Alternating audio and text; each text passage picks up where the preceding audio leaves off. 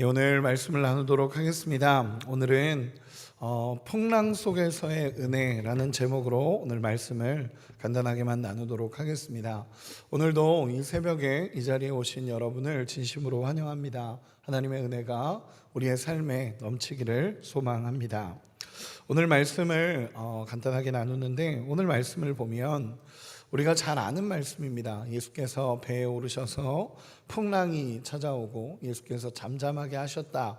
굉장히 간단한 내용이죠. 예수님께서 그 배에 오르셨을 때에도 풍랑이 임했고, 그리고 풍랑이 일어나니까 예수님은 그 상황 속에서 그 풍랑을 잠잠하게 하셨다라는, 사실은 굉장히 간단한 이야기입니다. 그런데 이 이야기의 한 면 한 면을 잘 들여다보면 굉장히 우리에게 주는 신앙적인 메시지들이 있습니다. 오늘 본문에 보면 예수님께서 많은 사람을 고치시고 많은 사역을 하시고 굉장히 피곤하셨던 것 같습니다. 예수님께서 많이 사역하시고 피곤하셨는지 배에 딱 오르시자마자 주무시는 장면으로 시작이 됩니다. 예수님께서 배에 딱 오르자마자 주무시는 장면으로 시작이 되는데, 예수님은 주무시고 계시고 그리고 배에 있는 제자들은 이렇게 같이 잘 있었습니다. 그런데 갑작스럽게 풍랑이 불어닥치는 것입니다. 근데 그냥 풍랑 정도가 아니라 어부 출신이었던 제자들조차도 우리가 죽겠나이다 라고 말할 정도의 풍랑이었습니다. 이거 엄청난 풍랑이 불어닥친 거죠. 이 제자들 어부 출신이었으면 그런 풍랑들 많이 만났을 겁니다. 그런데 제자들조차도 잡을 수도 없었고 그 어부 출신들조차도 야, 우리가 할 수가 없구나 라고 하면서 죽겠나이다 할 정도의 풍랑이 몰아닥치기 시작합니다. 여러분, 일단 기본적으로는 유대인들은 바다를 두려워합니다. 유대인들의 생각 속에는 바다를 두려워하고, 이 바다랑 호수, 우리는 갈릴리 바다라고도 하고 갈릴리 호수라고도 하잖아요. 여러분, 뭐가 맞을까요? 갈릴리 바다가 맞습니까? 갈릴리 호수가 맞습니까?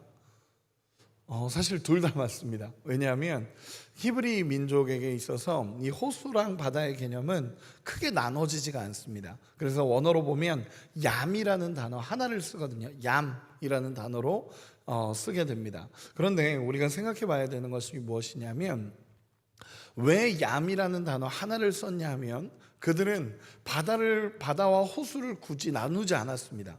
두려웠기 때문에 그렇습니다. 그들은 바다든 호수든 물이라는 것은, 그렇게 물이 모여 있다는 건 두려운 거다라는 생각을 했었고, 그들이 약속받은 것은 땅이었지 바다나 이런 공간이 아니라고 그들은 생각했다라고 합니다. 그러다 보니까 어쨌든 이 바다는 너무 두려운 곳이고 이 모든 그 악이 모여 있다라고 생각했던, 그 두려운 곳이라고 생각했던 곳이 이 바다라는 공간이었습니다. 근데 거기서 풍랑을 만나게 된 것입니다. 이런 풍랑을 만나게 되고 할 수 없다라고 느껴지는 정도의 풍랑을 만나게 됩니다. 제자들은 자기들이 해볼 만큼 해보죠. 어떻게든 해볼 만큼 해보다가 안 되자 결국 예수님을 찾게 됩니다. 주무시는 예수님을 막 깨우죠. 주무시는 예수님을 깨우고 나서 예수님을 막 찾고 구하니까 예수님이 일어나셔서 바람과 바다를 책망하시고 제자들을 책망하시고 그 바람과 바다를 잠잠하게 하셨다라는 이야기가 오늘의 결론입니다. 그런데 정말 중요한 단어 중에 하나가, 예수님이 바람과 바다를 잠잠하게 하시면서 제자들에게 꾸짖으셨던 한마디가 있습니다. 그게 뭐였냐면, 믿음이 없는 자들아, 믿음이 적은 자야 라는 표현입니다. 여러분, 사실 이 말씀 한 구절이 우리의 마음에 잘 세워져야 됩니다. 왜냐하면 예수님은 이런 상황을 만났을 때, 여러분 사실은 이런 상황을 만났을 때 이게 어떻게 믿음의 문제입니까? 환경의 문제 아닙니까? 상황의 문제죠. 그들이 풍랑을 만나고 싶었던 것도 아니고 폭풍을 만나고 싶었던 것도 아닙니다. 그런데 예수님은 이것을 상황의 문제다라고 얘기하지 않고 제자들과 함께하고 있는 함께하고 있는 제자들을 향해서 믿음의 문제라고 예수님은 지적을 하십니다. 그럼 왜 이게 믿음의 문제가 될까요? 환경의 문제 아닙니까? 상황의 문제 아닙니까? 진짜 풍랑이 물어닥치고 있는 정말 상황적인 문제고 환경적인 문제인데 예수님은 제자들을 향해 믿음이 없다라고 표현을 합니다. 여러분, 이유는 하나입니다. 이렇게 이해하시면 됩니다. 예수님이 함께하는 배는 절대 파선하지 않는다라는 것입니다. 예수님이 그 현장에 계셨기 때문입니다. 예수님이 그 현장에 계셨기 때문에 어떤 풍랑이 몰아닥친다고 하더라도 파선하지 않는다라는 것이 예수님이 말씀하시는 믿음의 문제라는 것입니다. 여러분, 우리가 인생을 살아가다 보면 때로는 많은 일들이 일어납니다. 우리가 감당할 수 없는 풍랑인 것 같고 감당할 수 없는 폭풍인 것 같은 시기도 우리 가운데 때로는 찾아옵니다. 여러분, 그러나 기억하시기 바랍니다. 물론 예수님을 모신 배도 풍랑이 일어날 수 있고 예수님을 모신 배도 파도가 일어날 수 있습니다. 우리 인생도 마찬가지입니다. 예수님을 믿고 살아가지만 때로는 찾아오는 우리 안에서의 고난들, 아픔들, 어려움들, 상황의 폭풍이라고 몰아치는 여러 가지들이 있습니다.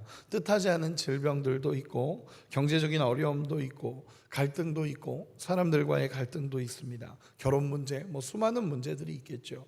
예수님을 믿는다고 해서 이런 문제가 생기지 않는 것은 아닙니다. 그런데 중요한 것은 이런 위기를 만나면 그 사람의 믿음이 드러난다라는 것입니다. 예수님을 믿는다라고 내가 생각하고 있고 예수님이 내 삶에 계시다라고 믿고 살아가지만 사실 많은 폭풍들을 만나고 많은 어려움들을 만나는 순간 이 믿음이 흔들릴 때도 있고 그 사람의 믿음이 확연히 드러나기도 하는 것이 믿음의 문제였다라는 것입니다. 많은 경우에 믿음이 좋아 보였지만 위기 앞에서, 고난 앞에서 믿음이 사라지는 사람을 때로는 만나지 않습니까? 관계의 문제 앞에서 하나님을 멀리하는 사람들을 만나기도 하고 인간관계의 문제가 하나님 문제로 연결되는 사람도 참 많이 나타나게 됩니다. 그런 걸 보면 예수님이 말씀하신 믿음의 문제가 분명합니다. 여러분, 우리의 인생에도 마찬가지입니다. 이런 풍랑이 일고 풍파가 닥칠 때 여러분, 그럼 우리는 무엇을 해야 되겠습니까? 이런 풍랑이 일어나고 풍파가 밀어닥칠 때 여러분 무엇을 하시겠습니까? 예수님을 깨우는 게 방법입니다. 여러분, 제자들도 끝까지 하다가 풍랑이 일고 풍파가 몰아닥칠 때는요 혼란스러울 때가 참 많죠. 여러분, 제자들도 많이 혼란스러웠을 겁니다. 그런데 제자들이 정말 잘했던 한 가지는 예수님께 나가서 예수님을 깨우고 예수님에게 죽겠다라고 얘기하게 한 것이 이들이 가장 잘한 것입니다. 여러분, 쉽게 얘기해서 우리의 인생에도 풍파가 몰아닥치고 풍랑이 밀어닥칠 때 여러분 그때는 기도해야 할 때입니다. 예수님을 찾고 예수님을 구하고 예수님을 꽉 붙잡아야 예수님 안에서 회복을 얻고 정말 해결을 얻게 되는 것입니다. 그래서 우리가 기억해야 되는 한 가지는 무엇이냐면 정말 예수님이 탄 배도 풍랑이 몰아닥칠 수는 있지만 예수님이 타고 있는 배는 절대 파선하지 않는다. 이 믿음이 우리 안에 있어야 됩니다. 여러분, 우리의 삶에 풍파가 몰아닥칠 수 있습니다. 그러나 내 안에 예수님이 있다면 무너지지 않고 끝까지 믿음의 길을 걸어갈 수 있다라는 것입니다. 세상이 아무리 요동쳐도 조용하고 요동치지 않는 한 곳이 있었습니다. 어디죠? 예수님이십니다. 그 폭풍과 배 속에서 모든 것이 혼잡하고 모든 것이 혼란스러운데도 고요한 한 곳이 있습니다. 그곳이 예수님이 주무시고 계신 그 자리입니다. 여러분, 예수님이 거기서 주무셨다라는 것이 저는 꼭 마치 다른 세상 이야기처럼 느껴지기도 하고 예수님이 이렇게 그 폭풍 가운데 주무셨다라는 것이 정말 이상하게 느껴지지만 제자들이 막 가서 예수님을 깨우고 예수님 안에서 예수님 우리가 죽겠습니다 라고 했을 때 예수님이 일어나셔서 제자들을 먼저 책망하십니다. 믿음이 적은 자들아 라고 예수님께서 말씀하십니다. 그리고 나서 예수님의 이 말씀 믿음이 적은 자들아 라고 말하고 먼저 제자들을 책망하시고 믿음이 적다라고 말씀하시고 그리고 풍랑과 바다와 파도를 꾸짖으시는 분이십니다. 꾸짖어서 잠잠하게 되었다라고 이야기합니다. 여러분, 유대인들이 얼마나 놀랬겠습니까? 그 자리에 탄 제자들이 얼마나 놀랬겠습니까? 바다는 그 당시에 있어서 그들이 최고로 두려워하는 존재였고, 바다는 가장 인생의 어려움이라고 생각해도 무방한 곳이 바다입니다. 그런데 예수님은 그 바다를 꾸짖어 버리십니다. 그리고 잠잠하게 됩니다. 그래서 27절에 보면 이렇게 기록을 합니다. 우리 27절 같이 한 번만 읽어보겠습니다. 27절입니다. 시작. 그 사람들이 놀랍게 여겨 이르되 이가 어떠한 사람이기에 바람과 바다도 순종하는가 하더라. 아멘. 사람들이 놀란 겁니다. 거기서 누구시기에, 이분이 대체 누구시기에 바람과 바다도 잠잠해지는가, 순종하는가 라고 하면서 고백하며 그들이 거기서 하나님을 예수님이 어떤 분이신지를 조금씩 깨닫게 됩니다. 여러분, 조금 정리했으면 좋겠습니다. 이렇게 정리하고 싶습니다. 제자들도 사실은 예수님에 대해서 잘 몰랐죠.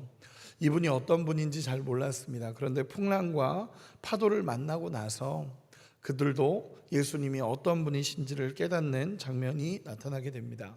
그래도 참 재미있는 것은 이런 풍랑이 있으니까 예수님이 어떤 분이신지를 깨닫는 것입니다. 그 풍랑 가운데서도 주님은 이런 분이시구나 라는 걸 깨닫게 됩니다. 그래서 풍랑은, 우리 인생에 불어닥치는 풍랑은 때로는 하나님을 알아가는 은혜가 되기도 합니다. 여러분, 우리의 삶에 저는 그런 생각을 합니다. 때로는 아픔, 슬픔, 절망, 가난이라는 것이 때로는, 항상은 아닐 수 있지만 때로는 하나님이 주시는 은혜일 수 있습니다.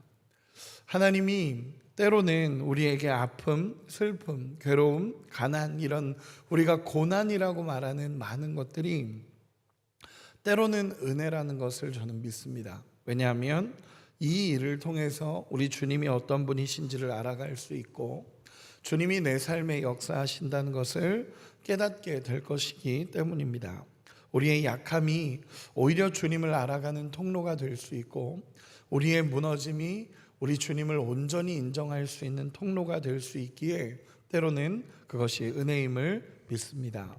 여러분, 우리 환난 속에 있었던 믿음의 선배들도 아픔 속에서 하나님을 외친 분들이 참 많습니다. 시편 1절에 보면 이렇게 고백합니다.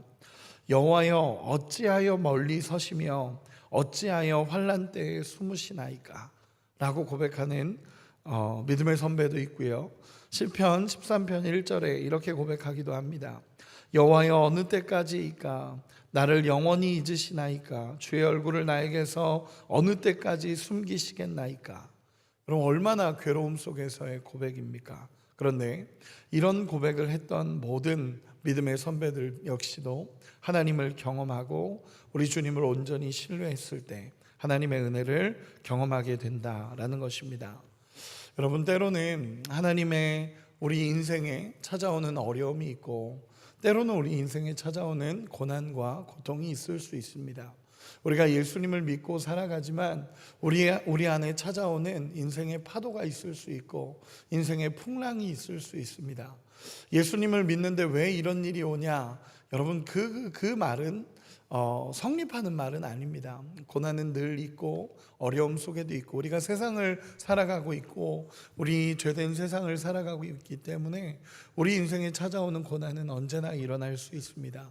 그런데 우리가 정말 기억해야 될 한 가지, 예수님이 계신 배는 절대로 파선하지 않는다라는 것입니다. 그렇기에 예수님은 믿음을 가지라고 말합니다. 믿음을 가져라. 믿음이 왜 이렇게 적냐? 믿음이 없냐라고 예수님께서 말씀하십니다. 여러분, 우리의 삶에 요동이 일어날 때 우리의 마음이 주님을 온전히 향하고 있는지 돌아볼 수 있는 은혜가 있기를 소망합니다. 여러분, 정말 믿음을 갖기 소망합니다. 주님이 계시다면 반드시 해결되어지는 환난과 풍파입니다.